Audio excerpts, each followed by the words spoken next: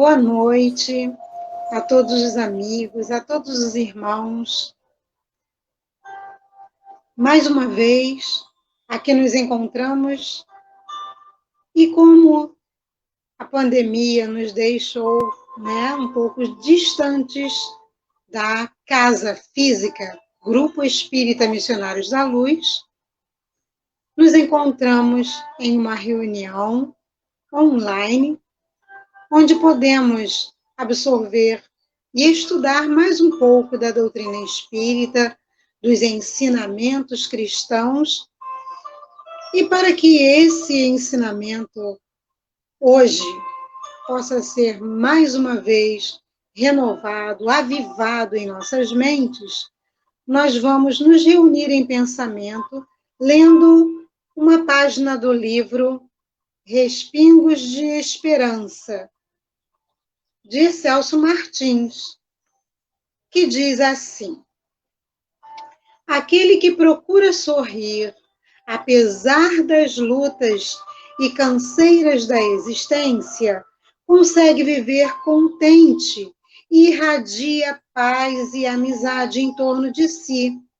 Ergue-se como um foco de luz os passos dos seus companheiros de romagem terrena, porque não se alimenta de queixumes amargos, mas se alimenta de esperanças, respirando confiança em Deus e em si mesmo.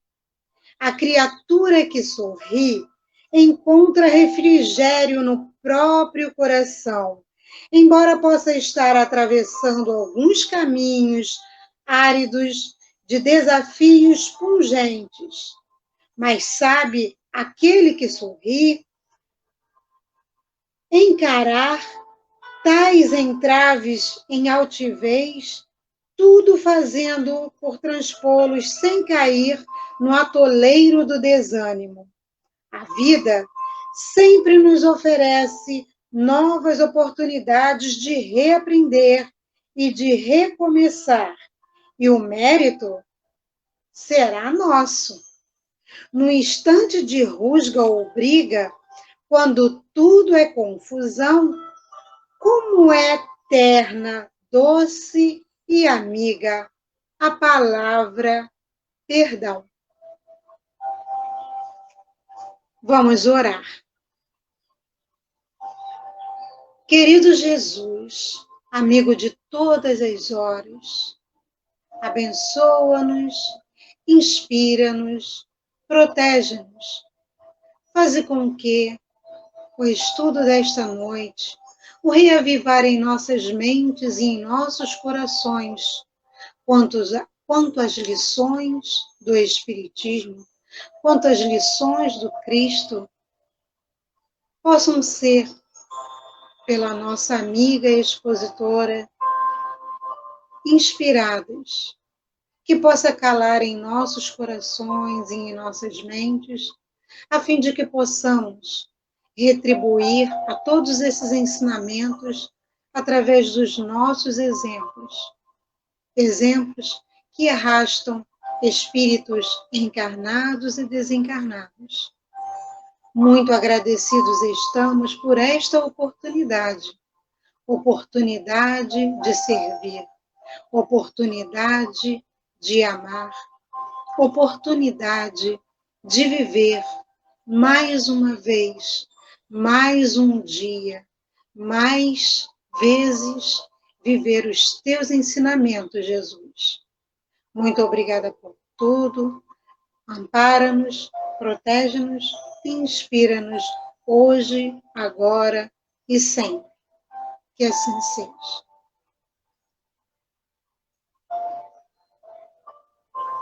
E a grande pergunta que para hoje está preparada será: o Espiritismo faz milagres? Adriana Teixeira tem algumas propostas para a nossa reflexão. Obrigada, Luzinha.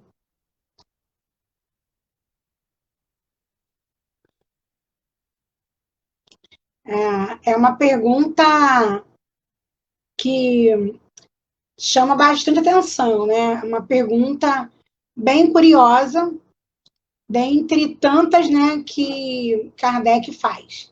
Então, eu quero dizer que eu estou muito feliz de estar aqui essa noite, dizer que é sempre uma alegria poder falar da doutrina espírita, de uma doutrina que, desde pequena, né, eu aprendi a estudar, procuro entender, aprendi a amar, e que me esclarece, né, com essas respostas, essas reflexões que Kardec e os espíritos trazem para a gente.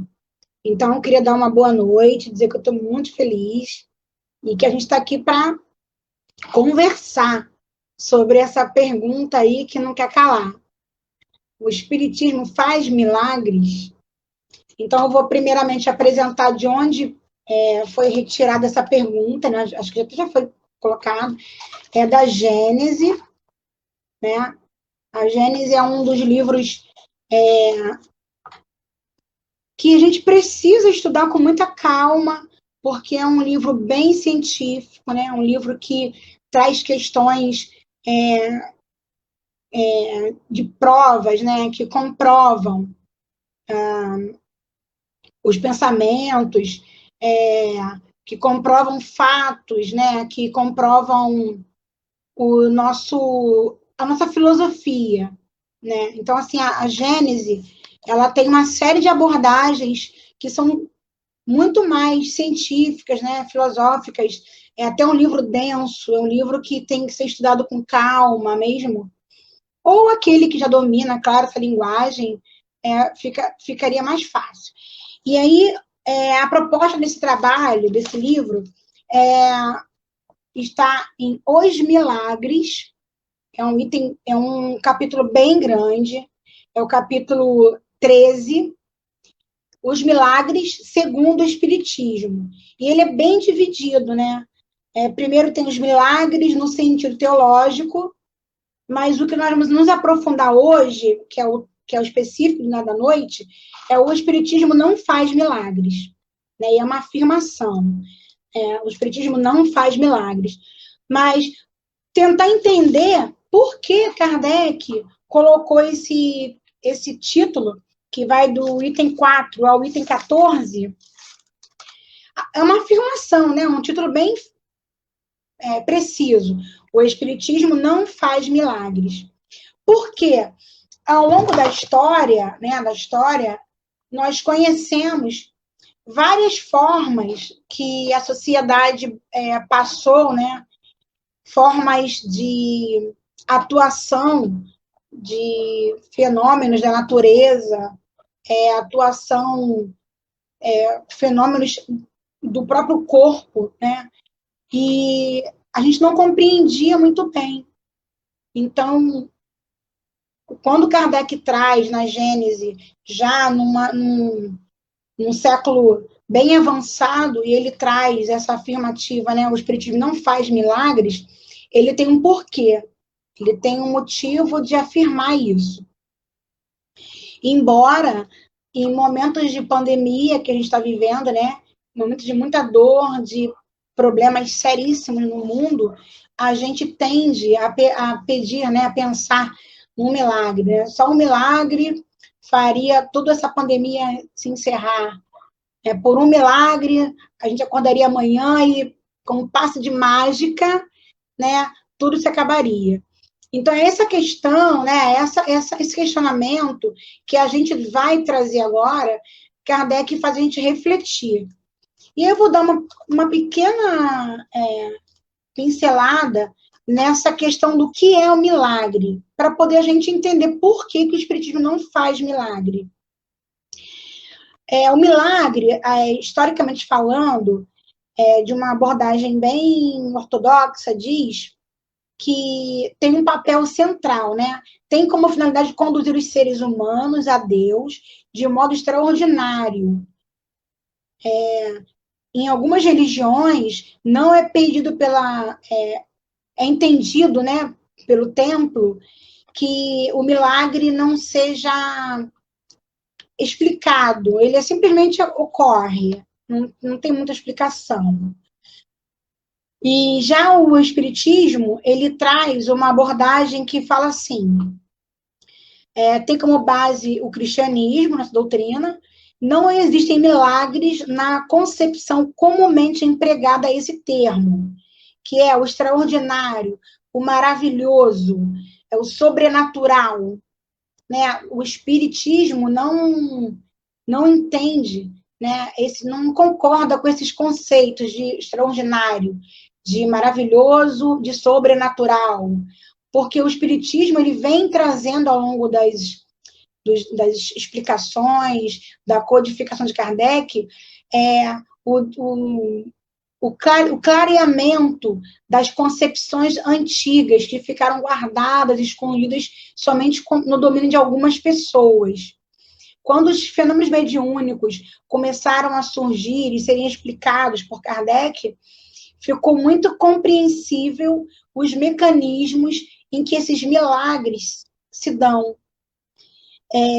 Aí depois tem uma outra concepção. O milagre é uma postergação das leis eternas fixadas por Deus, obras que são da sua vontade, e seria pouco digno da suprema potência exorbitar da sua própria natureza e variar em seus decretos. Leon Denis trazendo isso para a gente. Depois também Chico Xavier traz um conceito específico desse tema. Chico fala assim, o milagre é sempre o coroamento do mérito, mas nunca a derrogação das leis naturais, que funcionam igualmente para todos. Então, assim, Chico, ele já traz uma concepção diferente, né?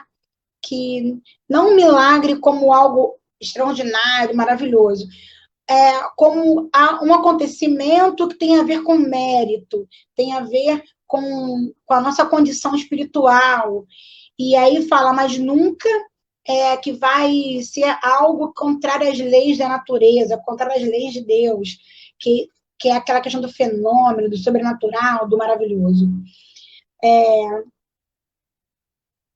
Também Valdo Vieira traz um outro conceito muito interessante, que fala assim, o milagre é a designação de fatos naturais como mecanismo familiar às leis divinas, e ainda se encontra defeso ao entendimento fragmentário da criatura. Então, a gente ainda não tem nem palavras, a gente não tem nem muita compreensão de como tudo ocorre na sua íntegra, né, intrinsecamente. Temos explicações, sim, espirituais, explicações convincentes, pautadas na ciência. Muitos milagres já são explicados através da ciência, né? Formas que foram usadas das leis da natureza para que alguns milagres ocorressem. Embora a forma como se deu esse evento, esse fenômeno, foi importante para cada época, para cada momento. E depois a gente fica pensando muito nesse milagre, a gente tende a trazer o milagre para algo um pouco nosso, pessoal, emocional. Quando que a gente pensa em milagre? Quando que alguém pensa nessa palavra milagre? Quando estamos passando por alguma situação difícil, quando estamos necessitando de algo que foge às nossas mãos, né? Que nos torna impotentes. Então, a gente pensa em alguém, né? Pensa em algo superior. No caso, Deus, né? O Mestre Jesus. Né? Então, a gente tende a pensar em algo que ocorra de repente, fantasticamente, milagrosamente, porque estamos emocionalmente envolvidos naquela situação, seja social, né, a questão econômica, seja de saúde, né, seja em que situação for, em algum momento podemos nos deparar, né, com um desejo de que algo fantástico ocorra. Mas o espiritismo realmente não faz milagres. Algumas pessoas, cansadas de buscar em outras religiões esse milagre, né, cansadas de buscar em outras religiões esse fato extraordinário, algo que resolva a sua vida, o seu problema, chegam até o espiritismo e acreditam que os médiums, né, o passe, a água fluidificada, acreditam que vai obter o seu desejo, né, vai ser realizado. E aí alguns até se decepcionam também com o espiritismo, porque percebem que o seu desejo, a sua vontade, né, não foi atendido miraculosamente, né, não foi atendido de forma extraordinária, nada de um grande fenômeno aconteceu. Por quê? Porque a doutrina espírita, ela nos ensina que a transformação é interior, né? Que o corpo, ele até tende a buscar alguma vida saudável, a buscar um meio de estar feliz, de estar bem, mas o espírito é soberano nesse corpo. E então, algumas vezes, na busca por algo miraculoso, né, por algo fantástico, esquecemos que o espírito precisa estar curado, precisa estar íntegro, precisa estar espiritualizado de verdade, né, e não materializado. Então, a gente se depara com essas questões. Por isso que, no entendimento inicial, né, que a Gênese traz sobre o fantástico, o maravilhoso, a gente entende que o espiritismo não está focado nisso daí. E aí, logo no item 4, tem um pedacinho bem interessante que fala assim: o espiritismo, pois, vem a seu turno fazer o que cada ciência fez no seu advento, revelar novas leis e explicar, conseguintemente, os fenômenos compreendidos na alçada dessas leis. Esses fenômenos, é certo, se prendem à existência dos espíritos e à intervenção deles no mundo material. E isso dizem, em que consiste o sobrenatural. Nós, espíritas, que estudamos, que entendemos que a comunicação espiritual se dá o tempo inteiro, né, que os espíritos atuam na matéria, que os espíritos atuam muito mais, né, sobre nós do que podemos imaginar, nós já descobrimos que quando algo que nos pareça fantástico ocorre, não ocorreu do nada, não ocorreu como um passe de mágica, ocorreu porque mecanismos do mundo espiritual, né, em comunhão, em acordo com as leis da natureza, se acloparam, né, e fizeram com que algo acontecesse, modificasse. Então, num passe, né, quando eu sento na sala mediúnica, na sala de passe, e eu vou me preparar para receber o passe, que eu entre em comunhão com aquele universo, com aquele ambiente, que eu mentalizo, que eu gero uma vontade em mim quase sobre-humana, né? Onde o espírito põe para fora a sua vontade, e esse médium, né, preparado, sensibilizado, ambientado ali, né, naquele lugar, ele também transfere as energias salutares, as energias que podem ser de cura, mas podem ser de consolo, de alívio, o fenômeno ocorre. Então, esse mecanismo do mundo espiritual com o mundo material foi o que o Kardec, com os espíritos, desmembraram, explicaram.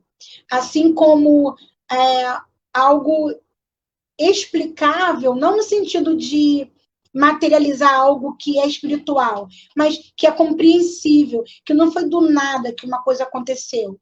Então, é isso que está colocando aqui a Gênese. E aí fala assim: o espírito mais não é do que a alma sobrevivente ao corpo. Ou seja, quando um espírito atua, né, sobre um corpo, né, sobre algum fenômeno, ele está atuando porque ele está sobre esse corpo, né? Ele está mais livre para fazer essa atuação, para agir. Enquanto, materialmente falando, quando a gente consola alguém, quando a gente acalma alguém, materialmente falando, a gente cura também, a gente alivia a dor. E imagina o mundo espiritual, imagina os fluidos que são emanados dos espíritos superiores, dos anjos da guarda, que está acima, né, de nós e que pode nos trazer benefícios, pode nos trazer alívio, cura também. Sem que isso seja uma busca frenética, né, por fenômenos que só vão nos trazer para agora, para o hoje. E aí também, depois, logo no item 6, tem uma parte que eu achei bem importante, que fala assim: já não sendo o mesmo que no estado de encarnação, o meio em que atuam os espíritos e os modos por que atuam, diferentes são os efeitos que parecem sobrenaturais unicamente porque se produzem com o auxílio de agentes que não são os de que nos servimos. Desde, porém, que esses agentes estão na natureza e as manifestações se dão em virtude dessas leis, nada há de sobrenatural. Então, está dizendo que a atuação direta do espírito sobre a matéria, ela é explicável. Foi o espírito atuando na matéria, né? Sobre o corpo, sobre o fenômeno a natureza. O próprio médium, né? Ele doa os seus fluidos capazes de fazer com que algo ocorra, algo espiritual ocorra, mas não é sobrenatural, porque hoje já sabemos disso, que essa interseção, né, entre o mundo espiritual para o mundo material, ela se dá o tempo inteiro. E aí, pensando nisso, eu trouxe uma parte que fala assim: o conhecimento da doutrina não se dá de um momento para o outro, participando de algumas reuniões ou de algumas palestras, mas através da meditação, da reflexão, da vivência dos seus ensinamentos no aprendizado cristão. Pois somente assim o homem pode tornar-se médico de si mesmo. Muitas vezes esquecemos que somos médicos de nós mesmos. Esquecemos que somos deuses, como o mestre já falou há tanto tempo atrás. Em uma das passagens, né, do Cristo, que alguém toca, né, nas vestes do mestre e ele pergunta: Pedro, quem me tocou? Quem me tocou? E aí Pedro fala, acho que foi a Pedro que ele pergunta, como assim, mestre? No meio dessa multidão, como vou saber quem te tocou? E aí ele fala: alguém me tocou, porque de mim saíram virtudes. Então, naquele momento, a mulher que toca em Jesus, ela busca, né? Ela vai além, ela se encoraja de uma vontade, de um desejo, mas ela entende que ela precisa buscar, porque muitas pessoas esperam, né, o milagre, entre aspas, sentado, sem fazer nada, sem trabalhar no bem, sem se melhorar, sem buscar, né, o mestre nas suas vivências diárias, só esperam o milagre. Muitas pessoas esperam esse milagre, só lembram de Deus, de Jesus, da espiritualidade, quando estão realmente num momento de dor, de desespero. E quando entendemos que essa cura se dá passo a passo, homeopaticamente, todos os dias, no contato com o mundo espiritual, vamos entender e não esperar mais algo fabuloso, algo maravilhoso. E também tem uma parte que eu achei assim, bem legal, que fala assim, que eu achei para a gente refletir. Ó, o milagre, entendido como um ato do poder divino, contrário às leis conhecidas da natureza, implica uma ideia sobrenatural. Sim. A ignorância, a superstição, os dogmas inibem a muitos de se dedicarem ao estudo realmente dos espíritos. com receio de pecarem, de irem para o inferno ou de serem envolvidos pelos demônios. Há pessoas que se pregam a dogmas, se pregam a objetos e ficam somente ali, naquela repetição, naquele ato mecânico, acreditando que algo vai acontecer do nada. E não saem para uma percepção das leis divinas. Jesus, o tempo inteiro que ele atuou nas curas e milagres que ele realizou, milagres para a época, ele sabia o motivo, ele sabia como aquilo ali ia acontecer, ele sabia exatamente, ele tinha compreensão das suas potências, das suas faculdades mediúnicas para atuar, para fazer aquilo acontecer. Não era algo do nada, né? Assim, e interessante que tem uma parte que está no Evangelho, que conta que uma das curas de Jesus, um paralítico, apresenta um paralítico a ele, né, a Jesus, mestre, pedindo para que esse paralítico fosse curado. E, primeiramente, né, Jesus fala para ele assim, teus pecados foram perdoados. Teus pecados foram perdoados. Mas o paralítico e todo mundo que ajudou a levá-lo até ali desejava que ele fosse curado, que ele andasse, né? Que ele saísse andando. Não que ele fosse perdoado dos pecados. E até, de alguma forma, testam Jesus nessa passagem, né? E falam, mas você não é Deus. Só quem pode perdoar os pecados é Deus. E aí, Jesus, né, na condição de humilde, né, de servo, na condição de alguém que sabia o porquê estava ali, que sabia o porquê estava efetuando aquela conversa, ele vai e fala, né, para esse homem, levanta-te e anda. E aí o paralítico levanta e anda. Mas antes, Jesus fala para ele, teus pecados foram perdoados. Por quê? O que é o pecado, né? O que é o nosso pecado? Estar fora do alvo, né? O alvo é Jesus, o alvo é Deus, o alvo é a espiritualidade superior, o alvo é o melhoramento, né, de nós mesmos. Então, quando a gente está desviando do alvo, a gente está em pecado, nesse sentido. Então, quando Jesus fala para o paralítico, teus pecados foram perdoados, ele não está simplesmente querendo que ele saia andando por aí pronto. Ele está querendo, na verdade, entender, fazer esse paralítico entender que se ele levantar e andar, simplesmente, e os pecados, o alvo dele continuar sendo o materialismo, continuar sendo as coisas mundanas, que benefício ele tem somente andar? Então, por muitas vezes, Jesus traz um questionamento que diz assim, o que queres que eu faça? O que queres que eu faça? Porque realizar um fenômeno mediúnico, realizar um fenômeno ali natural, né, se apropriando das leis da natureza, é muito fácil para Jesus.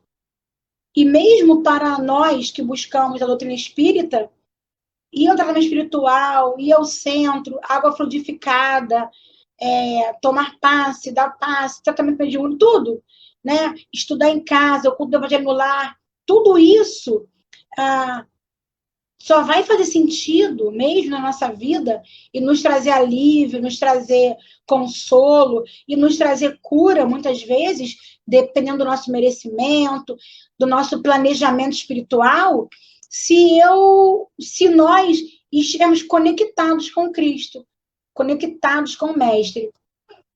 Eu sempre me questionei em relação a milagres. Nunca foi uma coisa que me convenceu. Porque eu pensava assim, por que algumas pessoas, né, recebem um milagre, né, de uma cura, de um benefício grande, e outras não? Eu sempre perguntei isso, né, para mim mesma, né? Eu ficava, por quê? Que sentido faz, né? Deus ajudar uns e não ajudar outros, né? E aí eu vou ler, vou estudar, eu vou pesquisar, vou questionar. Por isso também o motivo de eu ser espírita, essas questões, essas perguntas, me calam fundo, né? E por que Jesus realizou algumas curas, alguns fenômenos, se utilizando da natureza, dos fluidos, dos ectoplasmas que eram doados naquele ambiente por alguém, por um médium que sequer sabia, muitas vezes, mas o mestre sabia, tem sempre um objetivo, né? A natureza não trabalha sozinha, e ela não dá saltos. Tem todo o encadeamento em cada ação, em cada atitude, em cada movimento, né, da Terra. E aí, nesses questionamentos, eu me deparei com essas informações. Né? Não faz sentido algo ser miraculoso, algo ser fantástico, algo ser sobrenatural. E aí você vai estudar Kardec, né? Vai estudar o livro dos médiuns para entender como que se dá essa troca de fluidos, como que os espíritos atuam e operam do mundo espiritual para o mundo material. E é exatamente isso que essa parte do livro está trazendo para a gente. No item 8, ele fala assim: uma vez que estão no quadro dos da natureza, os fenômenos espíritas se hão produzido em todos os tempos, mas precisamente porque não podiam ser estudados pelos meios materiais de que dispõe a ciência vulgar. Permaneceram muito mais tempo do que os outros no domínio do sobrenatural, donde o espiritismo agora os tira. Baseada em aparências inexplicadas, o sobrenatural deixa livre curso à imaginação, que, a vagar pelo desconhecido, gera as crenças supersticiosas. Então, quando Moisés, já lá atrás, ele está levando, né, o povo hebreu, né, fugindo, né, da prisão do Egito, e ele se depara com o mar, e Moisés, ele era um médium em potencial, Moisés era um espírito missionário, né? Um espírito já preparado, veio preparado para o que ele tinha que fazer, que Moisés abre o mar, né? E o povo passa. Né? Em quantos filmes a gente assiste isso, né? E está contado, né? Relatado por tantos apóstolos, tantas pessoas que presenciaram isso, e ele abre o mar e as pessoas passam. E logo depois o mar se fecha e os soldados que perseguiam morrem afogados e tudo mais, não conseguem passar.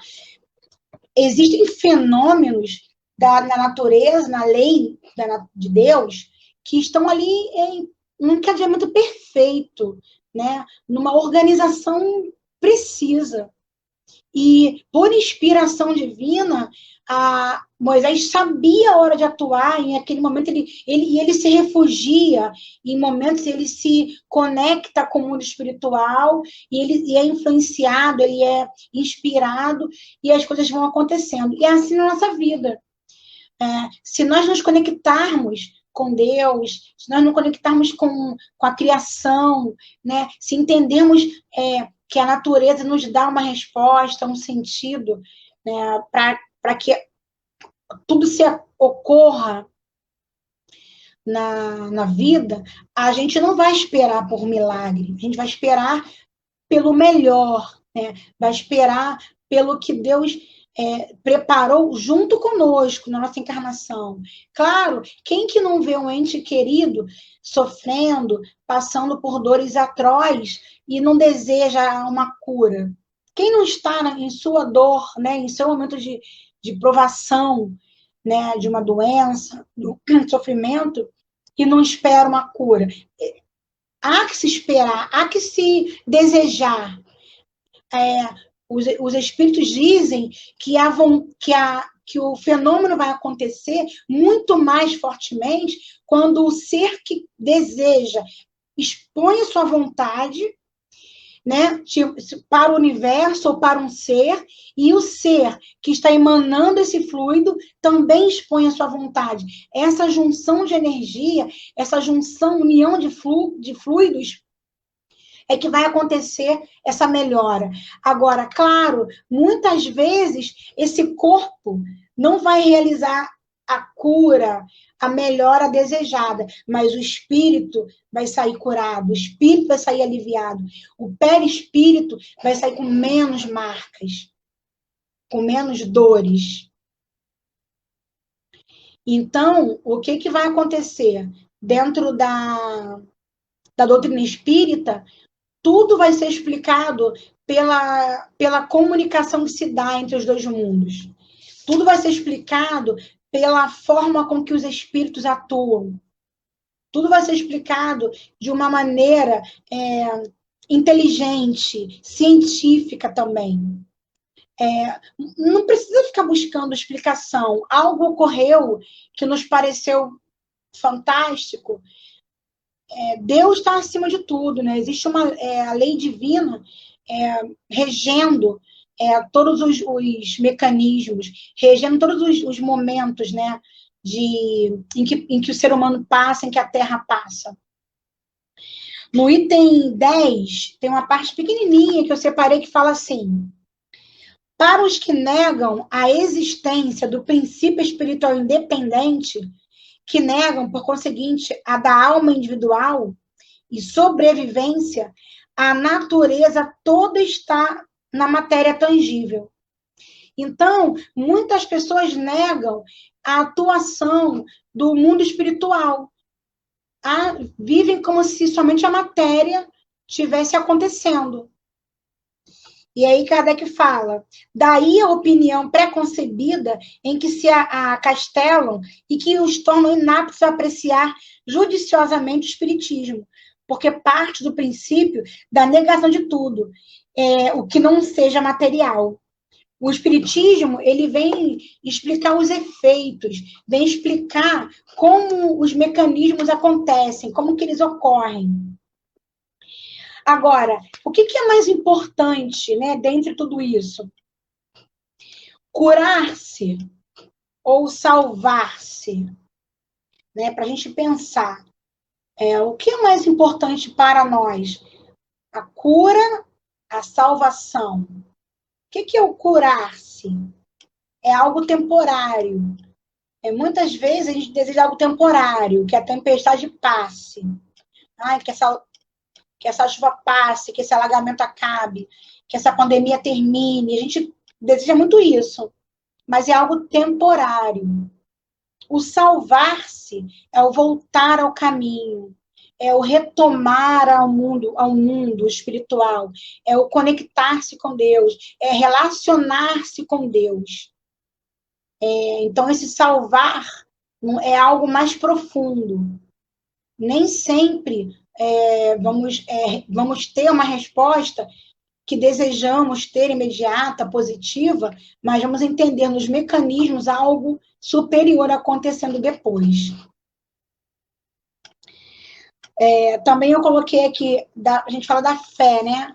Que fala, a tua fé te curou, a tua fé te curou. Quantas pessoas, eu conheço algumas, que fazem trabalhos que curam, né? Que atuam mediunicamente, né, nas suas religiões, atuam em cura, né?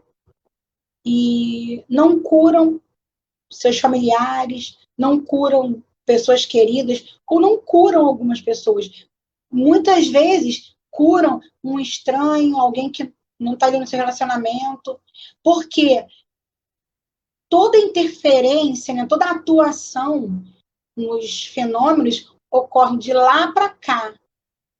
E tudo tem uma hora, um momento, um planejamento. Por isso que muitas vezes a gente está esperando, né, que algo aconteça e do nosso jeito, da nossa vontade, não aconteceu daquela maneira. Mas então que ocorra da melhor maneira, da maneira que Deus possa nos aliviar, nos consolar. Eu até coloquei ali que hoje, terça-feira, né, geralmente é um estudo para o tratamento espiritual, e eu coloquei assim, tratamento espiritual, é uma busca por um alívio, busca por um socorro, busca por um consolo, busca por uma melhora nossa ou de alguém, né, ou em conjunto. Tudo dentro de um merecimento, dentro de algo que ocorre, que já está planejado por nós e por Deus anteriormente, mas que nós precisamos buscar, ter vontade de viver, vontade de melhorar, vontade de desejo de que tudo fique bem. Para quê? Para que a gente manje para o universo, manje para nós mesmos vibrações salutares, vibrações de harmonia. Mas que, acima de tudo, a gente compreenda que Deus não segue, não responde aos nossos desejos pura e simplesmente. E depois também, eu até coloquei aqui que Jesus, ele é médico das almas, né? Jesus, ele cura a alma. A gente tende, né, por sermos materiais, né, por morarmos na Terra, nós queremos, muitas vezes, a melhora do corpo ou das questões financeiras, físicas. A gente quer isso, a gente é materialista também. E esquece que Jesus, ele cura a alma, ele é médico da alma. E que não tirar uma cegueira e nos tornarmos pessoas que vamos enxergar somente coisas ruins, vamos enxergar somente sermos pessimistas. Então não adianta. Por isso que muitas vezes ele falou, o que queres que eu faça? O que queres que eu faça? E ele perguntou muitas vezes, onde está a tua cegueira? Onde está a tua paralisia? Onde está a minha paralisia? Onde está a minha deficiência? Então fica claro o quê? Que o mais importante que curar corpos é curar a alma, que o espírito se torne curado. Todo doente quer ser curado? Todo mundo espera por um milagre? Não. Por isso que o Espiritismo traz essas explicações aqui, que mediunicamente os fatos são explicados, porque do outro lado os espíritos têm uma compreensão precisa desse doente, desse planeta doente. Eles sabem que muitas vezes nós não queremos uma melhora, nós não atuamos no mundo de forma que mostre que queremos uma melhora. Como é que eu quero um corpo saudável se eu só como coisas ruins? Como eu quero um corpo saudável se eu só penso coisas negativas? Como que eu quero relaxar, ficar bem emocionalmente se eu só assisto coisas ruins? Então, os espíritos sabem também, no seu mecanismo de trabalho, o que nós desejamos, o que o planeta deseja. Aí, aqui no item 11, fala assim, de fato, porém, de o espiritismo admitir os efeitos que são corolário da existência da alma, não se segue que admita todos os efeitos qualificados de maravilhosos. O espiritismo, ele explica os devaneios, né, antigos. E no item 14, ele fala assim, bem interessante, ele fala, pois que o espiritismo repudia toda a pretensão às coisas miraculosas, haverá fora dele milagres, na acepção dessa palavra? Estão perguntando, fora do espiritismo, então o milagre existe? E aí o espírito responde, digamos, primeiramente, que dos fatos reputados milagrosos, ocorridos antes do advento do espiritismo, e que ainda no presente ocorrem, a maior parte, se não todos, encontram explicação nas novas leis que ele veio revelar. O espiritismo vem revelar, com suas leis, que fenômenos antigos que aconteciam, para a época, não precisava dessas explicações, mas para hoje, sim, precisamos. Então, Kardec fala, os espíritos falam aqui, fica, porém, bem entendido que nos referimos aos fatos autênticos e não aos que, com a denominação de milagres, são produtos de uma indigna trampolice, com o fito de explorar credibilidade. Porque muitos charlatães, muitas pessoas que têm uma mediunidade barganhada, que se afinizam com espíritos que não são de um grau superior elevado, trocam, né, por mercadorias, por dinheiro, usam a dor, o sofrimento das pessoas para enganar, para ludibriar. E quando aquele torpor passa e depois ele volta, né, em forma de até pior, eles estão ali para sorrir, para rir, para gargalhar. Então, a doutrina espírita vem dizer que, para que não acreditemos nos espíritos, para dizer que não é sair buscando por qualquer lugar para ter uma melhora, que no seu lar, na sua casa, na sua intimidade, com a sua fé, com a sua oração sincera, podemos obter cura, consolo, alívio. Nem sempre cura, mas o consolo, o alívio, né, a calma. No centro, hoje em dia, está fechado o centro. Mas coloca uma música, vai ler uma página, vai ler um livro, se conectar, se relacionar com Deus, né, e tudo mais acontecerá. E tem uma parte pequenininha que eu achei bem legal, que fala assim, as próprias curas instantâneas não são mais milagrosas do que os outros efeitos, dado que resultam da ação de um agente fluídico, que desempenha o papel de agente terapêutico, cujas propriedades não deixam de ser naturais por terem sido ignoradas até agora. Então, ele fala que tudo que ocorre vem para, de alguma forma, nos dar uma compreensão de que Deus está no comando de tudo. Jesus, nosso governador do planeta, está olhando, ele está cuidando, ele não está dormindo, não, ele está atento, que não tem nada fora do controle, para que a gente se acalme, para que a gente busque, né, essa força interior que nós temos e que podemos contar com eles, os espíritos superiores, para atuarem dentro do nosso merecimento, dentro do nosso planejamento, claro, com uma vontade, com um desejo de que o melhor sempre se faça. E muitas vezes o melhor é o que nós desejamos. O melhor é exatamente o que nós pedimos, muitas vezes. Muito mais. A misericórdia de Deus é tão grande que Ele nos consola, nos alimenta, nos cura, nos beneficia muito mais do que a gente até imagina. Mas caso não ocorra o maravilhoso, o inesperado, o sobrenatural, que nós entendamos que as leis de Deus estão acontecendo, estão ocorrendo. Então, que o Mestre, né, que o Mestre nos abençoe, nos console, que o Mestre Jesus nos envolva, que nós possamos acreditar que não estamos sozinhos e que realmente milagres existem, não da maneira como historicamente se explicou, né? se apresentou. São milagre da vida. O sol nascer, o dia se pôr, o acordar, uma planta, um animal, o respirar.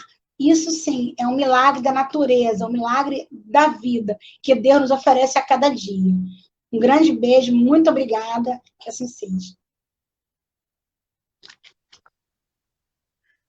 Agradecidos estamos com certeza pelo empenho, pelo cuidado, ao estudar, pelo que a Adriana Teixeira pôde nos trazer nessa noite, a compreensão de que todas as vezes que paramos realmente para pedir a Deus, podemos ter a certeza que não será o milagre, mas transformar-nos, como ela mesma disse, nos colocou, é a nossa transformação íntima que faz essas curas. A cura é de dentro para fora. O corpo físico realmente é passageiro, é temporário, como a pandemia, como tantas outras coisas que ela pôde nos avivar a mente, nos auxiliar para que a gente pense um pouco mais, reflita um pouco mais.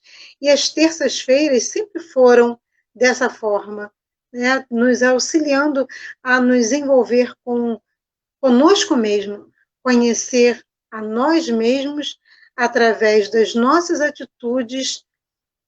Essa cura vem.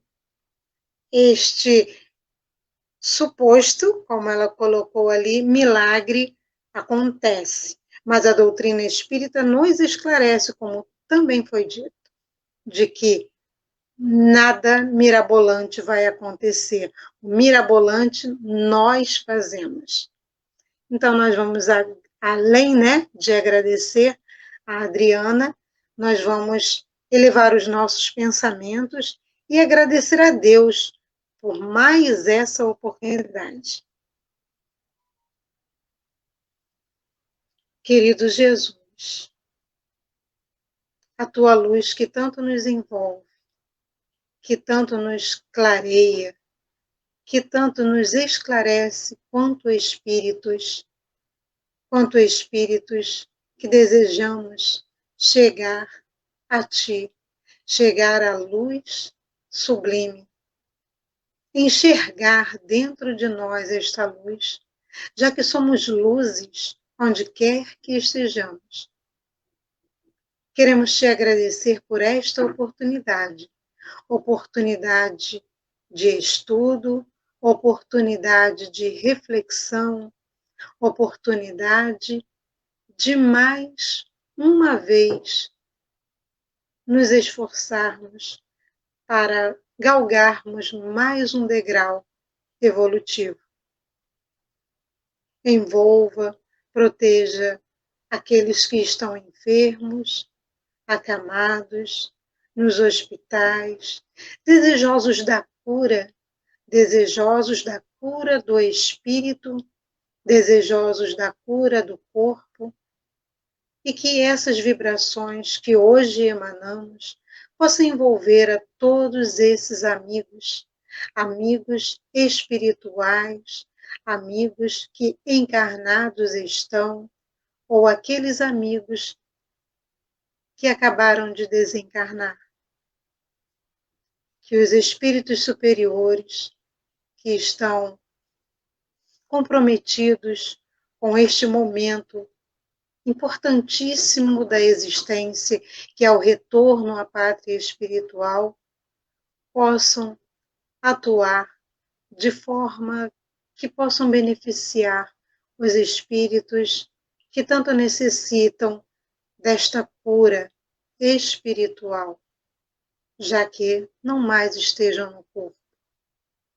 E se ainda alguns estão no corpo e precisando de auxílio, que possa, de acordo com o seu merecimento, receber o refrigério. Muito obrigada, Senhor Jesus. Muito obrigada, amigos superiores, por tudo que recebemos. Envolva-nos hoje e sempre. Que assim seja. Mais uma vez, muito obrigada pela atenção de todos. Nos vemos em outra oportunidade em nossas reuniões online ou daqui a pouco presenciais do Grupo Espírita Missionários da Luz.